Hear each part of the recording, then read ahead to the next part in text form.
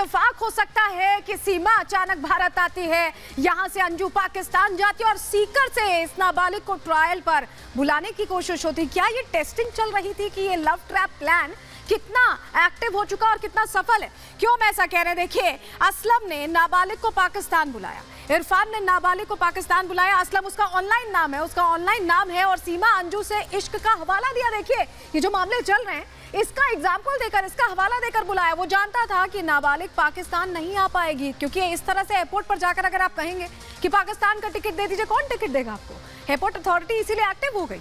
लेकिन बिना passport visa आना बेहद मुश्किल है, ये भी जानता था।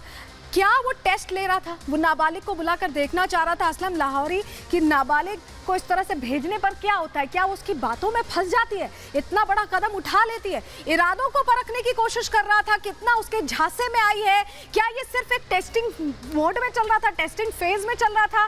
क्या नाबालिगों को यही पैटर्न फॉलो करके फंसाया जा सकता है, ये समझने की कोशिश कर रहा था। अवैध सीमा पार कराना चाहता था, क्योंकि ये एक तरीका था उसको अपने बातों में, अपने झांसे में फंसाने का। और नाबालिग फंस भी गई थी और बाकायदा वो एयरपोर्ट पर जाकर ये कह रही थी कि उसे पाकिस्तान जाने का टिकट चाहिए। सोचिए मामला कितना संगीन हो जाता है, और क्या इस तरह से और लोगों से भी बात होती थी? फिलहाल जांच के दायरे में। अगली जानकारी आपको जल्दी से बता देते हैं, क्योंकि सीकर सैनिक और साजिश के पीछे सच्चाई क्या है जरा ये समझ लीजिए। सीकर झुंझुनू में जो बड़ी संख्या में सैनिक हैं, यहाँ से सबसे ज्यादा हायरिंग सैनिकों की होती है, और युवा जो है फौज में बड़ी संख्या में शामिल होते हैं। उनके अंदर जुनून रहता है फौज में शामिल होने का। तो क्या इसलिए टारगेट किया गया सीकर की इस लड़की को? क्या नाबालिग के जरिए सैनिक निशाना थे, उनसे जुड़ी जानकारियां हासिल करने का एक जरिया बनना चाह रही थी? क्या सैनिकों में घुसपैठ कराना चाहता था आईएसआई? ये तमाम सवाल है, और बहुत गंभीरता से लीजिएगा, क्योंकि एक एक चीज को जब आप जोड़ेंगे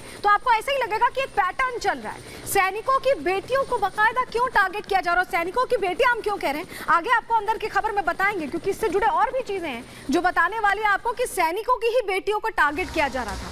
लेकिन हमारे सहयोगी अमरदीप ने एक्सक्लूसिव बातचीत की है उस लड़की से, उस नाबालिग से जिसको झांसा देकर फंसाया गया था, जिसको अलग अलग कहानी सुनाई गई थी। अब वो जब बोलेगी तो आप खुद हैरान हो जाएंगे। एक्सक्लूसिव बातचीत रिपब्लिक भारत पर अंदर की खबर में देखिए अमरदीप की रिपोर्ट। बेटा किस तरीके से वो फंसाता था, क्या बात करता था आपसे? वो मेरे को कुछ नहीं किया। एक लड़की थी मोमडन जयपुर की, वो बस मेरे को नमाज पढ़ाती थी, और वो मेरे को किसी जादू तो ना बाबा जी के पास लेके गई थी। उसने मुस्लिम लड़की थी वो? यस। आप जानते हो उसको? हाँ। अच्छा, आपके साथ पढ़ती थी वो लड़की? हाँ, मेरे साथ पढ़ती थी वो। अच्छा, तो वो कहाँ की रहने वाली है? वो चोमू की रहने वाली है। अच्छा, तो उसने क्या कहा आपसे? उसने मेरे से कुछ नहीं कहा। वो एक दिन मेरे को अपने खाला बाबा जी के पास लेके गई थी, उसने मेरे ऊपर जादू टोना करवाया। बस इसकी वजह से मैं आपको नमाज पढ़नी सिखाई? हाँ, उन्होंने मुझे नमाज पढ़ना भी सिखाया। और उसी लड़की ने आपको पाकिस्तान में बैठे हुए लड़के से संपर्क कराया? यस। अच्छा, तो वो जो असलम नाम का लड़का था जिससे आपकी चैटिंग होती थी, बातचीत होती थी, वो लगातार आपसे बात करता था? उसका नाम असलम नहीं, उसका नाम इरफान है। अच्छा, लेकिन उसने आईडी जो है असलम के नाम से बना रखी है? नहीं, वो उसके दोस्त की आईडी है। उसकी आईडी इरफान खान के नाम से ही है। वो पाकिस्तान बुलाता था क्या लड़का? हाँ, उसने बोला था कि हम दोनों शादी कर लेंगे, और अपनी फैमिली से भी मेरी बात करवाया था। किसने बात की वहाँ पाकिस्तान में? उसकी फैमिली ने? उसकी मम्मी ने मुझसे बात की थी। क्या कहा उसकी मम्मी ने? कुछ नहीं, बेटा पैसे की प्रॉब्लम हो तो हमें कॉल कर देना। मतलब इरफान के मदर फादर ने कहा कि पैसे की दिक्कत हो तुम हमें कॉल कर देना? यस। फिर एयरपोर्ट कैसे पहुंचे तुम? एयरपोर्ट मैं नहीं जानती थी, बट मैंने बस में 2 लोगों से हेल्प ली और वो मेरे को एयरपोर्ट पहुंचाए। आपकी और दोस्त भी पाकिस्तान के जो इरफान आप बता रहे हैं जिनसे आपकी दोस्ती थी, उनसे किसी और लड़कियों की दोस्ती थी?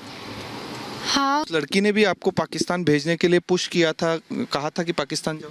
हाँ, उस लड़की ने बोला था कि वो लड़का बहुत अच्छा है, तुम पाकिस्तान चली जाओ।